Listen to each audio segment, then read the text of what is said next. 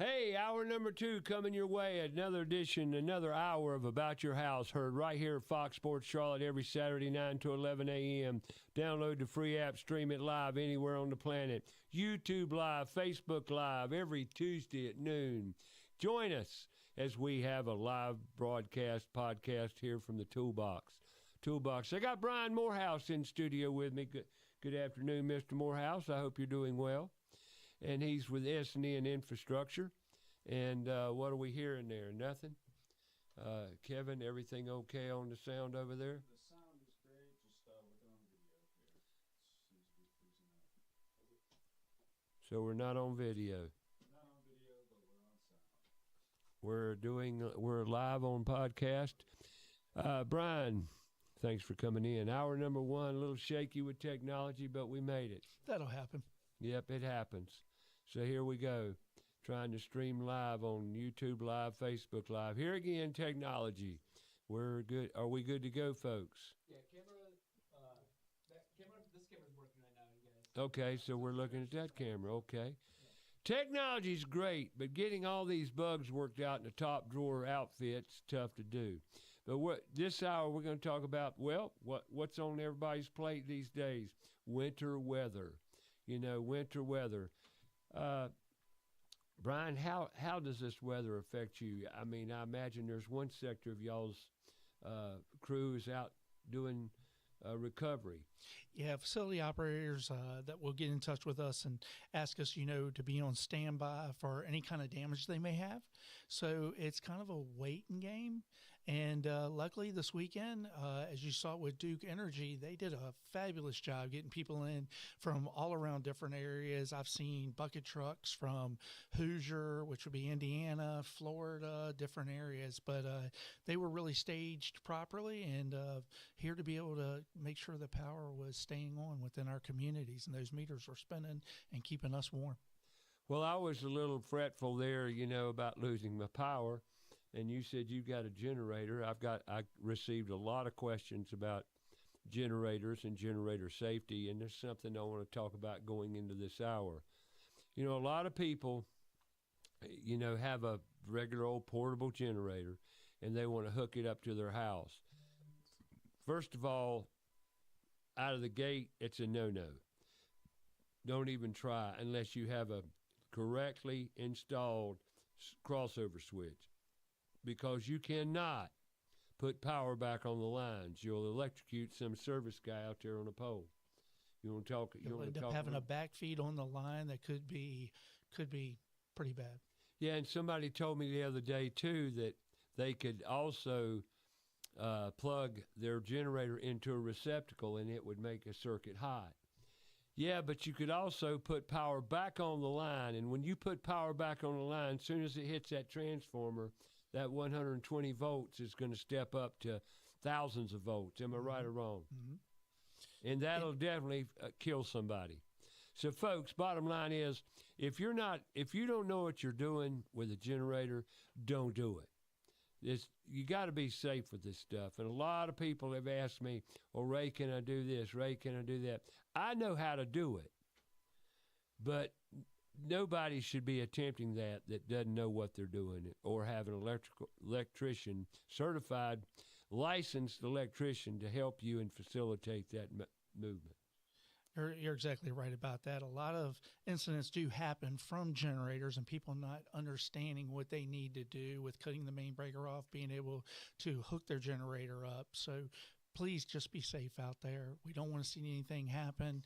And, I know that the utility companies will be working as hard as they possibly can to get the power back on. Did we lose a lot of power in this area? Do you know anything about numbers? Say it again? Did we lose a lot of power in this storm? From the numbers that I saw, and this was, just off of the internet and everything, there was widespread damage, not as bad as they anticipated. And again, this is all me reading this off of the internet. I don't have no formal data or anything like that. But I understand that Tennessee got hit pretty hard with about 275,000 people out throughout their regions. This was a catastrophic storm. There are people that are without power. There are people without heat, without food, with water floods. It was just across the country. There was tremendous amount of hardships incurred over this storm. And we're really lucky it didn't hit our area as they were anticipating. At one point in time, I think we were supposed to get around 17 to 20 inches of snow. When the numbers first came out, that that's would have what they knocked were us saying. out. Yes, it would have. Whew. And not too good. But we made it. All right, let's talk about next week, because guess what? They're calling for another front to come through here. Are you prepared? If you didn't learn anything, you should have learned from this episode. And I want to talk about the cold and how it affects people. Cold is brutal. Cold is a lot worse than the heat ever thought about being. Wouldn't you agree? I'll definitely agree with you on that. We saw that, last year when we lost power during the hurricane. You could at least live a little bit, cook out on the grill. I live over in Shelby, North Carolina, so we just had a brush of the hurricane come by us, but we could still manage. And I can't think about being able to manage when it's cold outside and you don't have no way of heat, whether it be having a generator, hooking up some heaters, or maybe having natural gas. So it's very hard on everybody when the power goes out in the wintertime. One thing I want to caution people about is how to stay warm safely. You'll find people dragging in propane heaters, propane stoves. Never bring, being cold's brutal, and it'll cause you to do certain things for survival. I get that. Survival mode when it's cold is brutal, but also living's nice. I like my life, and I want you to have yours. So let's do it cautiously and safely as we enter the week to come, because they're calling for another snowstorm to come through here. I think it's Saturday, I believe. Isn't that what they're calling for, Saturday? So just be sure you're prepared for it. And another thing, too, if you don't know your neighbors, how about introducing yourself? Y'all get familiar with each other so y'all can be more neighborly, more friendly, and take care of each other. There's one thing that's happened in this country of late, and that's the division. People, we got a problem. We need to get along. We need to figure this thing out. And I'll tell you a big key to that, turning your darn TVs off, and quit paying attention to everything you see on TV. Now, one of the things that we talked about in the studio earlier was, how long have you went without power in the past during a storm? Mine was a little over a week, and your whole life changes dramatically. Yes, it does. Are you talking about Hugo? No, mine was Irene. Irene? Yeah. A hurricane. I don't think I've ever been without power longer than personally. Oh, well, I was out during Hugo for probably 4 days. And that 4 days, though, I had gas. Okay. So I had natural gas so I could cook, and we had hot water. And believe me, when you're without power and you don't have hot water, that's brutal. So, there again, if you've got gas, typically you won't be without gas unless it's a major catastrophe, where infrastructure in the gas realm is affected. But typically ice storms won't create that. Right. So, but yeah, I'd say 4 days is a max. But like I said, I did have gas, which was great. Well, I feel is you go through something like this and you're out of power for a week, and the linemen and the companies are working very, very hard to be able to get the power back on. And there's a lot that goes into it that people don't quite understand. But just going for about a week, that time I had to go through that, you couldn't do washing, you couldn't use the restroom, different things. It changes your life. Yes, it does. We take a lot for granted, don't we? We really do. I don't know if I could have lived back 100 years ago. I'm too used to today's technology and keeping up with everything. Well, the problem is we're all hinged and so dependent on the internet now. I don't know. We talked about it earlier about priorities. What is it you could live without or could not live without the most? One thing is power, electricity. That's the one thing we definitely take for granted. Definitely. Because without power, you got nothing.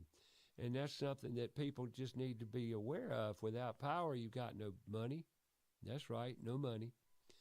Electronics, all technology shuts down without power. And gas, no gas. Power, no gas. I mean, lights. I mean, what the things we take for granted is unreal, but let's talk about our heat. Heat pumps. This is the weather where heat pumps just don't cut it. You got a heat pump, don't you? Yes. And that thing is on emergency heat most of the Well, matter of fact, we went ahead and turned it on emergency heat because it got down below 30 degrees for a couple of nights there. Last night, I think it got down to 16. So that heat pump is continuously working. So I thought it would be better just to go ahead and put it on heat strips. Right. Now, if you don't know what heat strips are, or backup heat, you might call it, there's a little light on your thermostat, right? Yours blue or red? Yours Mine's blue. red. Okay, when that little light comes on, that means you're pulling maximum power on your furnace. You turn on your heat strips. You're in full mode electric heat, and that's going to cost you. So beware. That's what that is. But that will keep you warmer. But heat pumps are notoriously, back in the day where they first came on the market, they were hated very vehemently because they just didn't put out the heat to provide the comfort you needed. But with today's technology, as a matter of fact, the new mini split systems are fabulous, fabulous systems. And I bring that up because, if you've got air conditioning issues in the summer, your air conditioner just doesn't cut it, just doesn't keep you comfortable. You may want to use a backup mini split in some portions of your house, be it upstairs or whatever, to supplement your air conditioning. You can do it a lot cheaper than replacing your full system. You ever heard of that? Oh, yeah. Yeah, I've actually had one that I ended up putting into my mother-in-law's quarters when my mom came down. Right. And it worked totally great. It was awesome. I couldn't believe it. I was kind of against it when we first installed it. I was like, I don't know if it's going to really heat up this room the way I'm expecting it to, but it was amazing. It worked beyond. It definitely did. Beyond your wildest expectations, probably. And one of the things I want to tell y'all about, I'd love to share the story with you. Sure. Being a new homeowner at 22 years old, I'd lived with my parents, got my career established, got on with the power company and everything, and I bought my first house. I was 22. Awesome. Man, you was way ahead of the game. And all of a sudden, I was so used to oil heat because my parents had oil back then. Well, oil that's a hot heat. And I moved into my first house with a heat pump. I had three different companies come out. I was calling all these companies going, it's just not putting out enough heat. And, I was just so used to oil heat.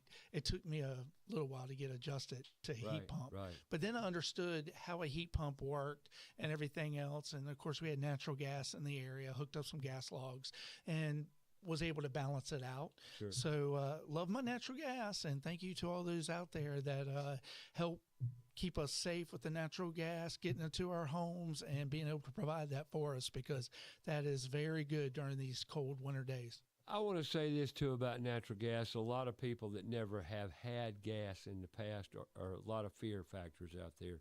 They're afraid of it. Gas is very explosive. Okay, we all know that, but there's so many safety factors involved with natural gas. It's kind of hard not to be safe. In other words, it's a very safe fuel, tried and tested for many, many, many years. And if you don't have gas and you're afraid of it, I would highly recommend it given a chance if you have gas availability in your area, because, well, the heat's phenomenal. It's wonderful. It's great. And then you got gas fire logs, you got gas cooking. You can put your gas grill on natural gas. You never have to buy another gas canister. You can use that gas canister outside for cooking if the power does go out. You won't run out of gas, okay? So something I highly recommend. A lot of people, though, out there are afraid of it. And I understand the fear, but it's very safe. And there's an odor in gas that if you smell it, it warns you. and that's why they put the odor in gas, so you can smell it, know you've got a gas leak or whatever. And Piedmont Natural Gas, great company, great provider. And one other thing, too, natural gas is not propane. Propane is propane, and natural gas is natural gas, and they are two different gases. To this effect, if you're on propane, or you got natural? No, I got natural gas. If you're on propane and you buy a gas range, you have to buy that range jetted for propane, not natural gas. And if you buy one with natural gas orifices, jets, you have to trade them out. And all ranges come with an extra set of jets, and that's what that's for.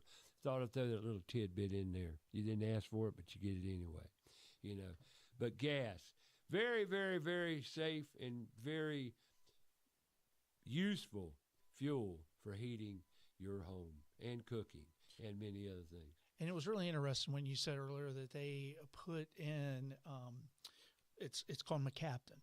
And what you can do is you can smell. It smells like a rotten egg. Yeah. If you do smell that Sulfur, within your rotten house, egg, yeah. And if you do have that smell, make sure that you reach out to the gas company and have them come out and check everything out for you if you have any type of issues like that. And they're normally Johnny on the spot, too, because they treat that with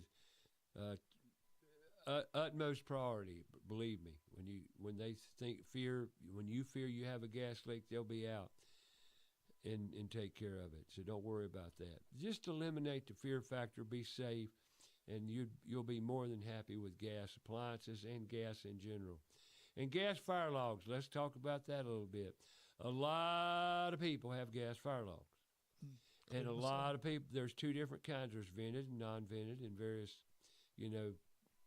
various elements you need to know about. One is your O2 sensor. Mm-hmm. What do they call that? It's got a name, but it's the O2 sensor on gas fire logs. If there's dust, you know what I'm talking about, where I'm going? If there's dust in that O2 sensor hole, and there's a little hole in it, if there's dust, too much dust collected in there, it won't stay lit. And you say, my fire logs broke, they won't stay lit. Well, that's exactly what's wrong with it. I've talked so many homeowners through that little issue right there through the years. It's unreal. Matter of fact, Kathy Elms called me, one of our earlier board members at the Put Tools in Schools. She called me up one weekend and asked me what could be the problem. Her fireplace logs won't stay lit. I told her, and she got her husband, and I talked to him, and he cleaned it out. That's all you got to do. Make sure you maintain them. I mean, during the off season, just make sure you keep those clean. Owens Chimney Systems, they're one of our sponsors again. Owens Chimney Systems do a great job at servicing and maintaining gas fire logs. And also new ones. If you've got 20-year-old gas fire logs, I would highly recommend you checking out possibly what new ones would cost, because they operate more efficiently. And there you go. Just check it out, Owens Chimney Systems. What happened, guys? We lose our feed? No, we didn't. Okay, cool. Well, you're confusing me, but that's okay. I'm easily confused. It's okay. Well, let's get back to your attic. I got to talk about your attic. This morning it was 18 degrees. If you have an attic and you've got ductwork in your attic, well, it was cold last night. 18 degrees. That means the temperature in your attic is 18 degrees. That means every time your cycle shuts down when you're blowing out hot air in your ductwork, the air in that ductwork becomes 18 degrees. Does it make sense? Mm-hmm. So that means every time your furnace comes on, you shoot out of your ductwork system a nice burst blast of 18-degree air. Yep, every time. So what am I telling you? It's cold in your attic. Now, what can you do about that? If you've ever considered encapsulating your attic, this is a great example of what it could prevent. Or get an attic tent. Now, what's an attic tent? We've only told you about 50,000 times on this show through the years. An attic tent is a little cap. First time you've heard it? No, that's crazy, Richard. You know better than that.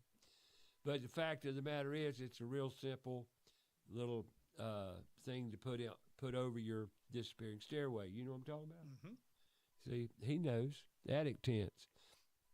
But by far, this is a great example of when you need one most, because if you do not have an attic tent or a way of keeping the attic air out of your house, and you say, how's it get in my house? My disappearing stairway's shut. You got a crack around it. Every time your furnace comes on, your heating system, you pull a negative pressure. Means you're sucking air out of your attic into your house. Unbelievable. And that's why your hallways are cold as heck in weather like this. And they're very effective. And I bring it up because they're very effective. And I got to sneeze. Excuse me, please. Normally comes in threes. But attic tents. Now, let's get back to attic encapsulation. If you have a new roof, pardon me, if you have a new roof on your house, you're a candidate for attic encapsulation. Why? Because if you need a new roof, I would not encapsulate my attic with foam, spray foam, open cell spray foam, because every time you put a new roof on your house, anywhere from 5 to 10 sheets of plywood has to be changed. Did you know that? No, I didn't know that. Yeah, it's your decking. It goes bad and deteriorates. And I've checked with my resident roofer, Mr. Roger Freeman, Freeman's Exteriors, and he's been roofing now for almost 40 years. And I checked with him, and I said, what's the average amount of decking you have to replace, on homes? He said, approximately anywhere from 5 to 10 sheets. Wow. So why does that affect you? Well, the foam insulation will come out where you take the decking off. Okay. So you have to come back and refoam. My point, if you encapsulate your attic, the temperature never goes below 80 degrees. 80 degrees. That means you've got an 80-degree attic. So it never gets colder than 80 degrees. So therefore, look at the amount of comfort you've increased in your home. Definitely. Look at the load for heating has decreased. Look at the load in cooling. That's where it really pays off in the summer, because your attic gets up to around 140, 150 degrees. So that means your attic is 150 degrees, 140, 150 degrees. So that means the air in your nice hot attic in that ductwork is 130, 150 degrees. So every time your air conditioner comes on, you get that burst of hot air. Right. There are a lot of systems that are working beyond capacity, be it summer or winter. Typically, winter isn't the problem. It's summer, the hot months. But if your attic never gets less than or hotter than 80 degrees, that means your air conditioner is going to work a lot more efficiently and keep you a lot more comfortable. I bring this up because right now is the coldest, and I talked about this 2 weeks ago on the show as well, or was it last week? I can't keep up with them anymore. And by the way, guys, we got to start numbering these shows from day one. Yeah, got to number them. Can we do that? Like 1, 2, 3? No, I'm kidding. On the list. But last couple weeks ago, I talked about that too. But the differential right now is the most it's going to be this year or any season. Like when it gets down to 14 degrees, well, your thermostat's probably set on 70 or around 70. When you set, what do you set your thermostat on? 70. 70? Mm-hmm. I shoot for around 73. But most people have a variable between 70 and 74 degrees typically is their comfort. But here's another factor. If you encapsulate your attic, your humidity in the summer is what you fight. You don't fight hot temperature, you fight humid air. So if you've got an encapsulated attic and it never gets above 80 degrees, your humidity has decreased tremendously in your house because you've eliminated that hot, moist air in the attic. Right. Now, I bring this up a lot because it is the most affordable way to fix comfort issues in some houses. For example, if you've got a 2,400 square foot two-story house, you're only talking about a 1,200 square foot footprint, right? Mm-hmm. Which is a pretty small attic. Right. So it shouldn't be any more than $3 to $5 grand to encapsulate your attic. But the return on that $3 to $5 grand is significant. Over a 20-year period. Significant. Yeah. On your power bill and your comfort levels. So that's why I bring it up. Now, what effect does that have on the shingles or anything like that? Anything? Now, here's what they don't want you to know. Okay. It extends the life of your shingles tremendously. So now your return on investment's even greater. And now they say, well, why is that? Because when the temperature in your attic is 150, 140, 130, 140 degrees, and you make it 80 degrees, you've taken the heat load off the underside of that decking. Okay. It's a cooler deck. Makes sense. Therefore, you're putting less heat in that shingle. Now, once again, I got to tell my story about that. I was on WBT back in the early 90s. And I told this story then in 3M Corporation, who makes the aggregate for shingles. Mm-hmm. Aggregates, the little granules on the shingles. Right. I got a nasty note telling me cease and desist on my information.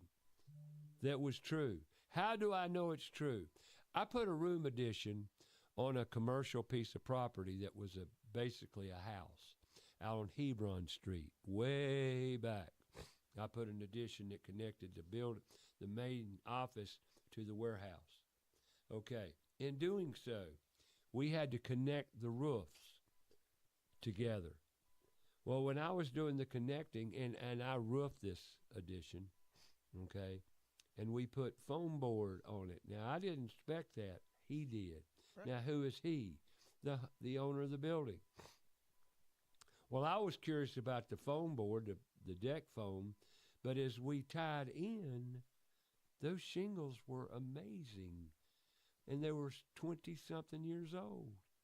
And those shingles looked like acted new. They weren't brittle. They weren't that worn. They were worn, of course, but I dialed right in, and then I noticed there was decking, foam decking on that roof. So I went in and talked to the man who was the engineer and the owner of the building, Mr. Myers, one of my great mentors of life, a great man, wise man.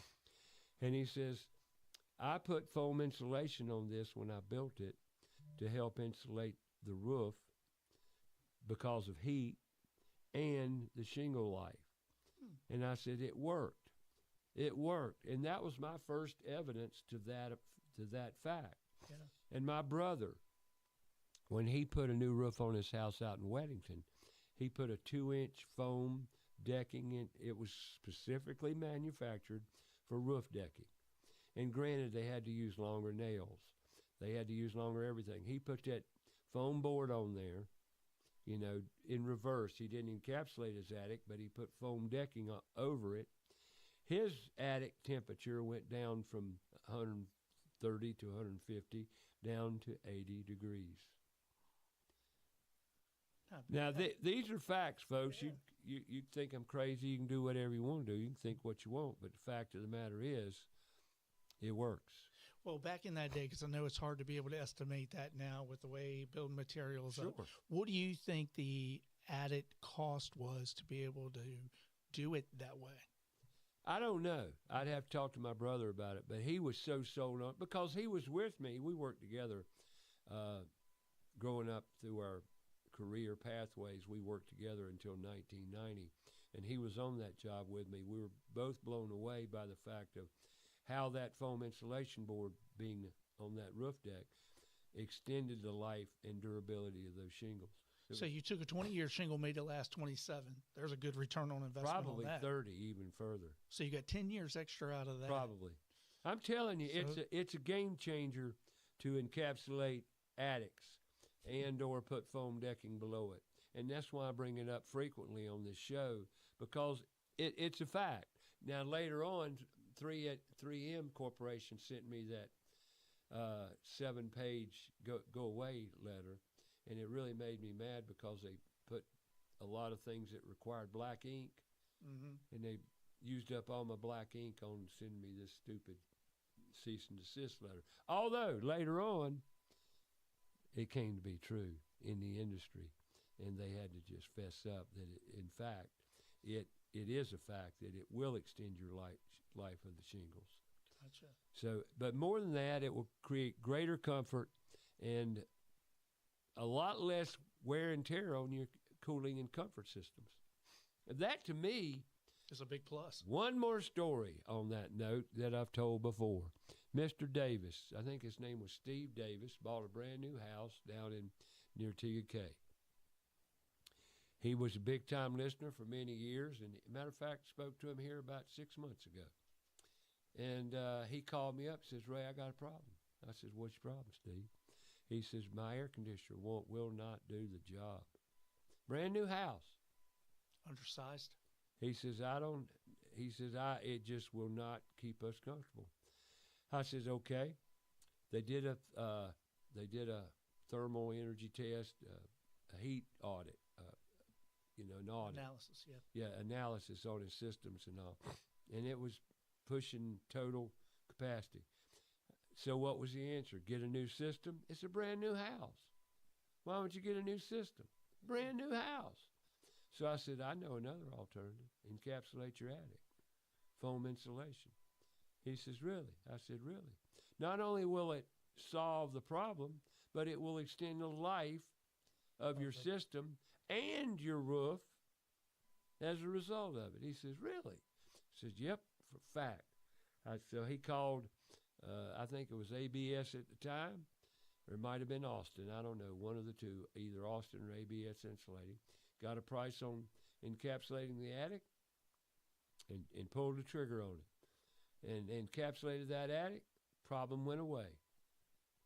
Got great comfort, extends the life of the shingles, a lot less than half of what a new system would cost.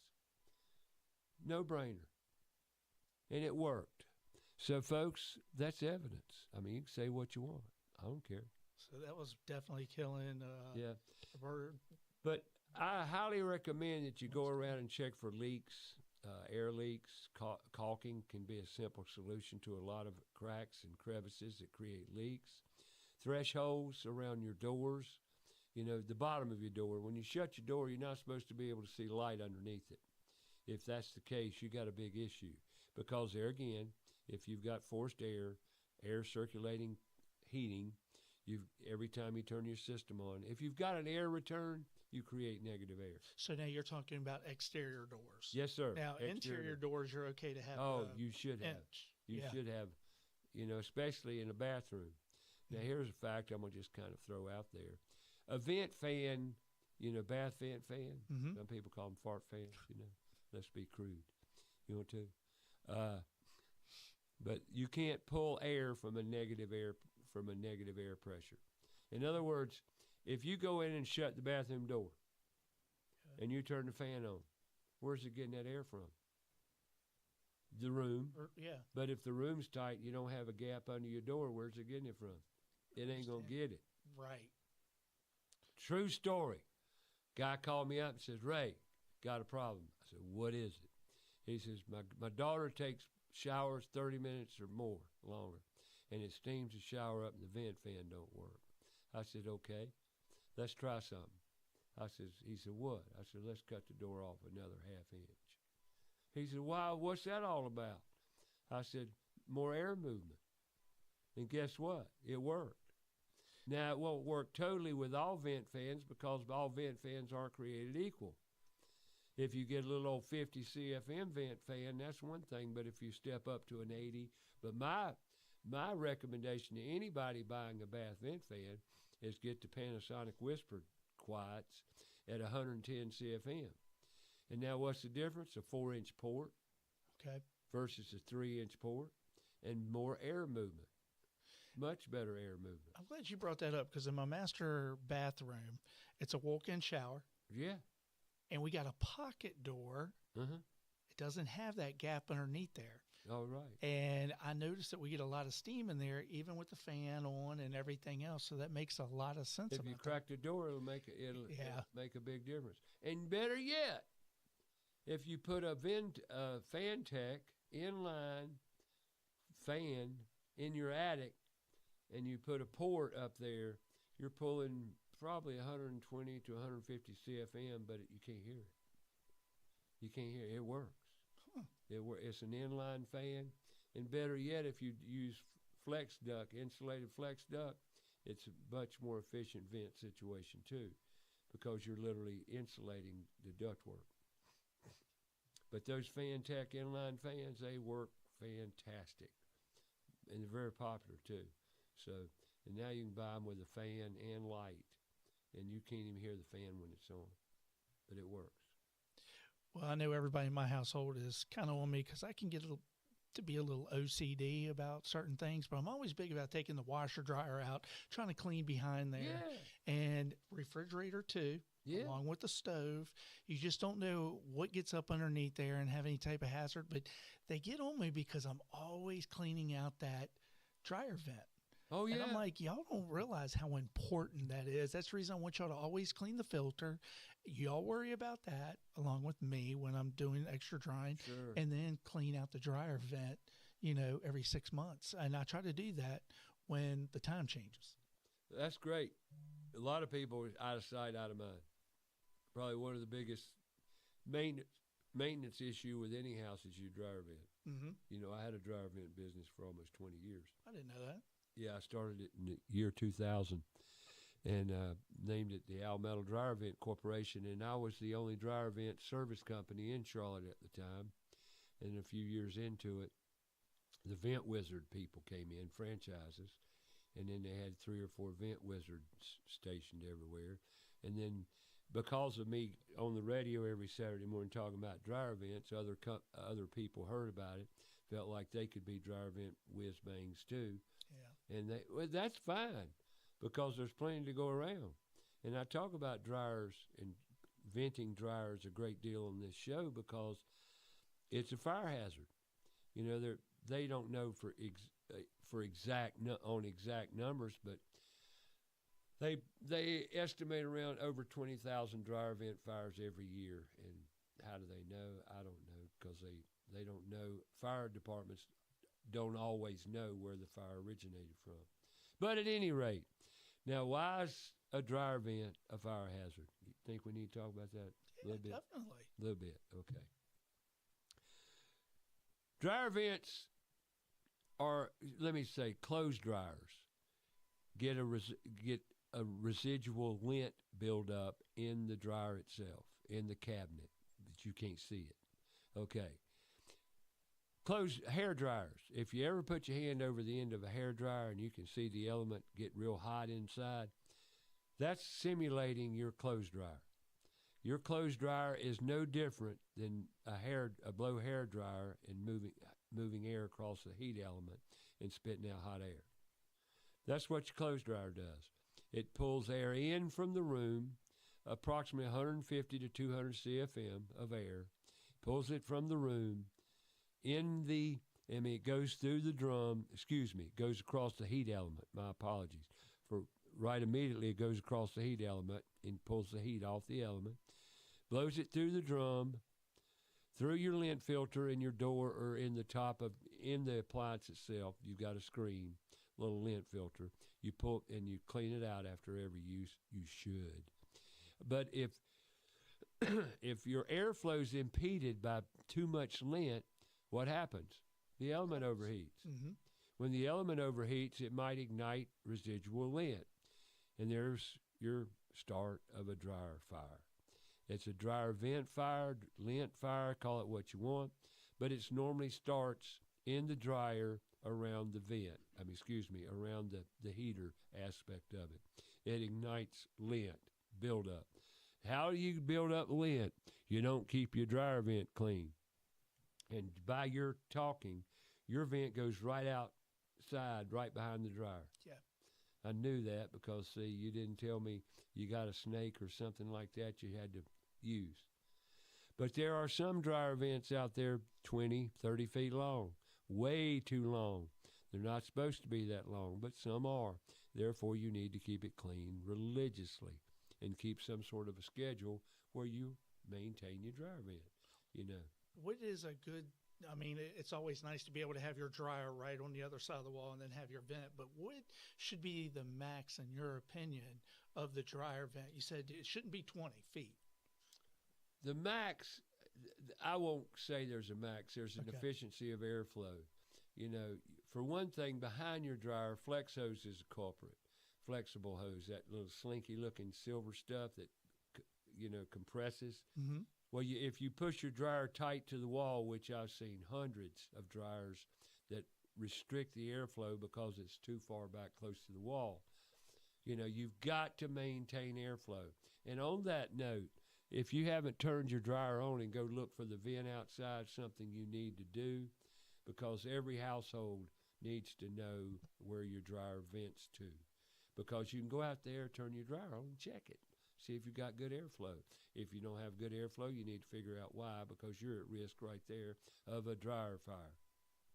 Did I answer That's your very question? good information. How far? It just depends on airflow efficiency. But the shorter, the better. Yep.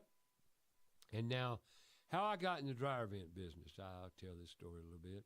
I was on WBT, 1110 AM, the powerhouse FM AM station in Charlotte back in the early 90s. And I was on there every week, just like I am on this every week. Well, I got a call from the guy that owned Temp Vent Corporation up in Shelby. Okay, my hometown. Yep, Dr. Paul Sarrazin, Temp Vent Corporation. He invented the crawl space ventilation that opens and closes thermostatically. Yeah.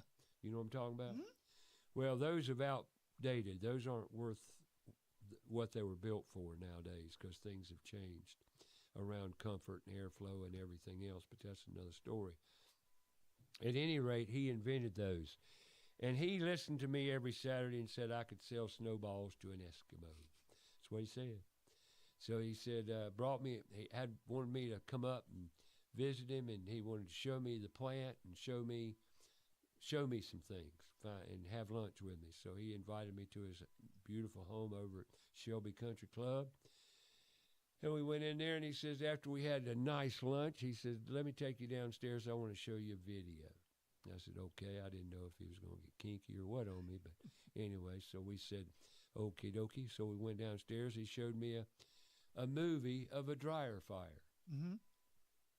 And it was a terrible video. Whoever made the video, it was horrible. I'm a critical guy, so I said it was horrible. Well, then he gave me a little box full of stuff, all this big donut-looking thing with all these little nuts, bolts, little strappings, and all. I threw all that mess on the floor, and I started laughing. He says, what's so funny? I said, this is a joke. He says, well, I ain't laughing. I says, well, I'm sorry. And he says, why do you call it a joke? I says, because this does not fix stupid. It encourages it.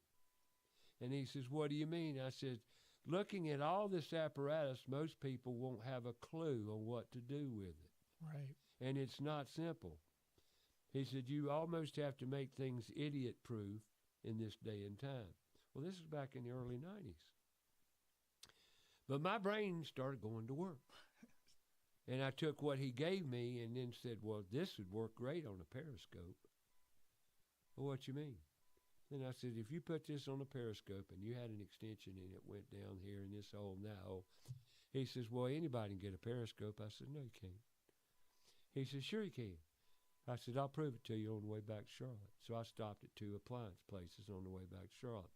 They didn't have periscopes. Long story short, I helped invent a periscope, one for an end vent and one for a side vent, and that's the beginning of the Metal Dryer Vent Corporation. I'll be darned. And when we teamed up together, and he paid me as a consultant to come up with the best methodology of making this device. Well, time passed. He made 1,000 of them. I bought the company from him. He sold it to him because Temp Vent sold out to Certainty Corporation.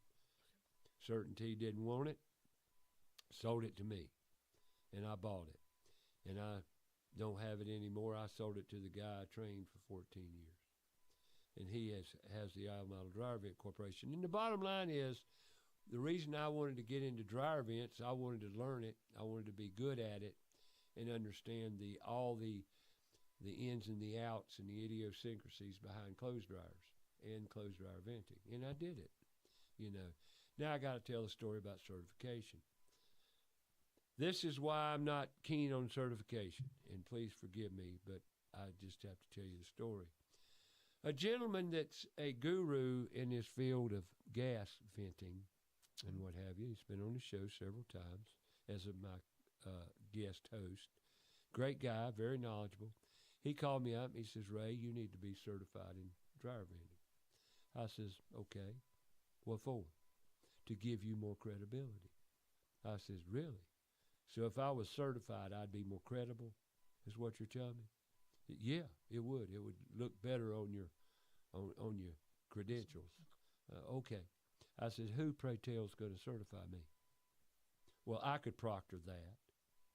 Oh, you can certify me on dryer vents, but yet I know dryer vents up one side and down the other better than you because you've never done. I know you know venting, not take anything away from your brilliant mind and you're a bright man, but you're going to proctor me in a certification and certify me in dryer vents. He said, that's correct. And I said, and how much would that cost, pray tell? Around $450. So I'm going to pay you to proctor me, to certify me to be more credible. Are you kidding me? And that's where I said, no, thank you very much. Here's another example of how we take certification too far. That certification would not make me a better dryer vent person. It just makes me look better. No, thank you. Because what makes me look better is doing my job very well.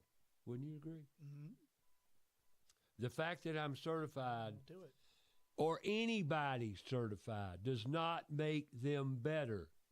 The craft, the art, the work ethic, their attitude, their drive, their motivation, that is what makes them good.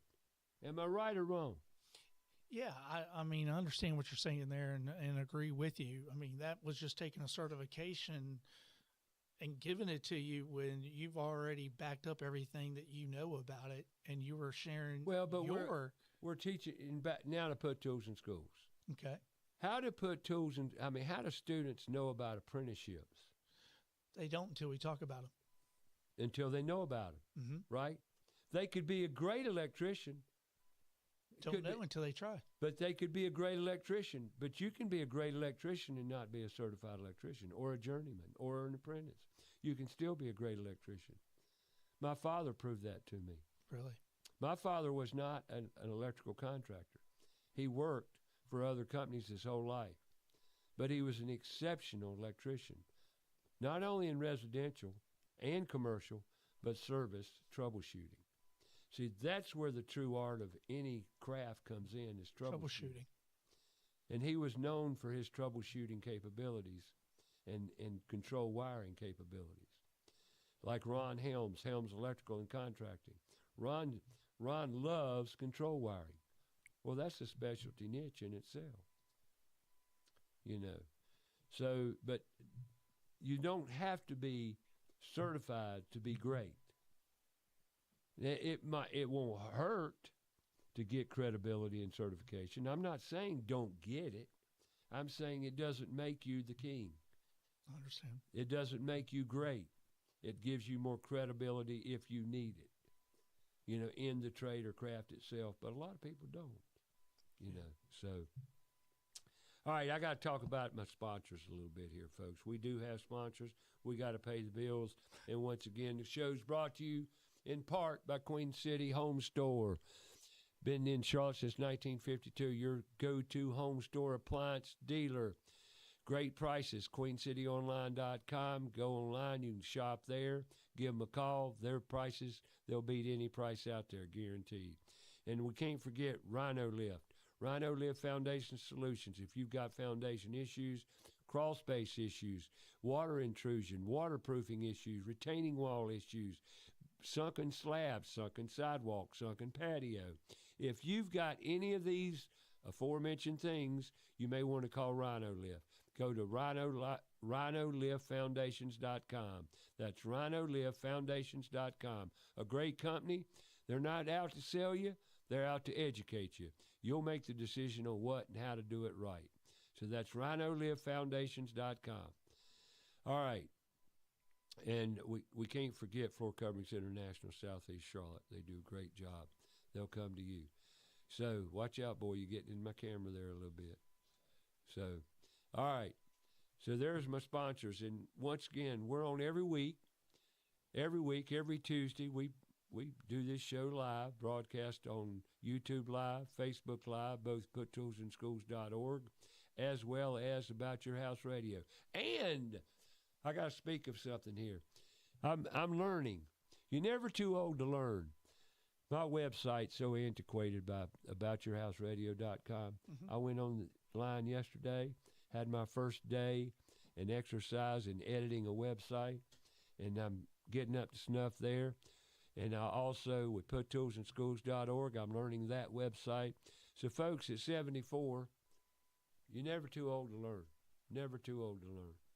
And I'm getting the hang of it, and I'm going to keep it up. So, therefore, there you go. Now. But you also got to remember, today's a special day. Yes, my birthday. Happy birthday to me. Okay. Woo! Woo! Another 74. Yeah, you bet. But I want to talk to you about something. Ray, real quick, you have a comment. I got a comment. What's the comment? I can't hear you, Mike. Jack it up. Can you hear me now? I can hear you now. All right. From Jennifer Lynn Barker. Happy birthday, Uncle Ray. Wishing you many more years of happiness and love. Love you. I love you too, girl. I love your husband, Jeremy. That's Jeremy's wife. Yeah, Miss Barker. Yeah, good woman. Yeah, got to be good pub with him. Okay. Nah, just kidding. Jeremy's a great guy. Jeremy's great. Thank you. What's her name? Jennifer. No, I'm kidding. I don't have much time here. I got to ask him a question. Well, I'm at 7:40. What you got there, boss? 7:35. There you go. We're right on time. First time at the toolbox today. Mm-hmm. I took you a little tour and showed you what our plans are. What do you think? I'm totally amazed by everything that I ended up seeing. I've been sitting in on some of the board meetings talking about everything going on. And I tell you what, I did not realize until I got the opportunity to come down here and be here live in the studio. Came a little early. Ray met me at the door. And next thing you know, he took me through everything, showed me exactly what's going on. And there's some truly amazing things going on here within this facility. Well, you know, we're in the early stages, but what we're doing here at the Toolbox is we're creating a connector space. And what I mean by connector space, we're not going to have a curriculum and teach you courses in electrical, heating and air and plumbing and this, that, and the other. But we will put tools in your hands and different tasks and different, you know, things you may want to do in that trade just to get you familiar with it. Electrical, plumbing, heating and air, carpentry, welding, cooking. You know, that's something that kids aren't totally plugged into, you know, on an everyday basis is cooking. And, you know, cooking is something we do every day, and it's very necessary. But kids, do your kids know how to cook? No, they both know how to cook. Our son is a really good cook, not taking anything away from our daughter, but he, at one point in time, wanted to get into restaurant. Yeah, culinary arts. Culinary arts is another trade, very, very good career pathway. Can be. Not necessarily always. You know, bar food sucks. But other than that, go cook some food. You know, hey, Kevin likes that.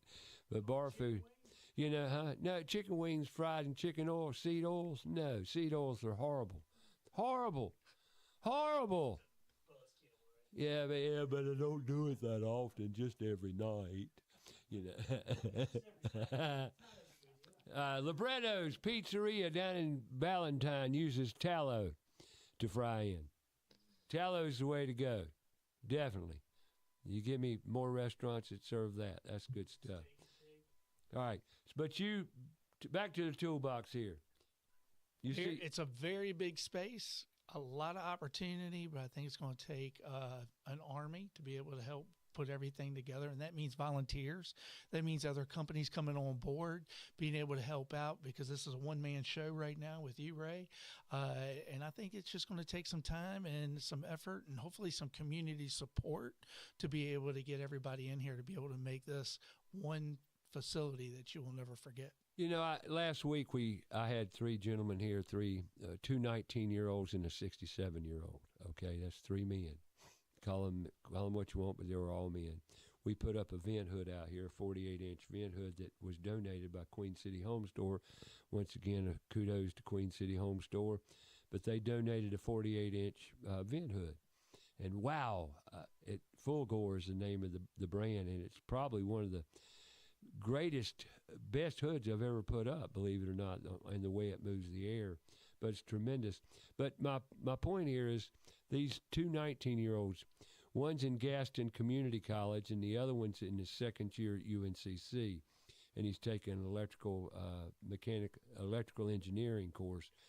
And at the end of the day, we spent about six hours putting the vent hood up, knocking a whole 8-inch hole through a concrete block wall. And I said concrete block wall. Yeah. These are the old concrete block. It was a booger to get through that block. But anyway, these kids never experienced the tools, never engaged in anything like it. And even the 67-year-old gentleman that, Roosevelt Pitts came over here, brought his two nephews with him and brought the kids.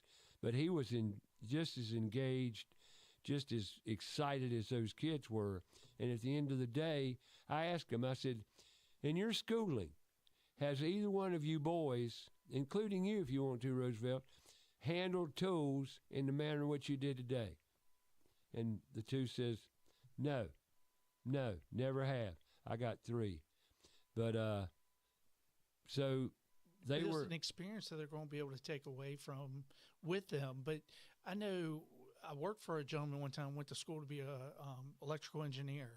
But the thing that I admired so much about him was he was hands-on. He also did electrical work on the side and did landscape lighting, and things like that. He took upon himself to really learn everything he could. And that's the advantage to the trades. When you learn to use your hands and your mind, critical thinking skills, you'll never be without employment. Never, ever be without employment. Brian, thank you for coming in today. I really appreciate it, buddy. It's I always appreciate a pleasure. you. I appreciate you coming over and letting me show you the wares of the toolbox here. And next week, hopefully, we'll have a guest here. I'm shooting for a student that's 18 years old, into the trades. Mom and Dad taught him well, and we're going to have that. And this week, remember the weather, folks. We got another front coming through here.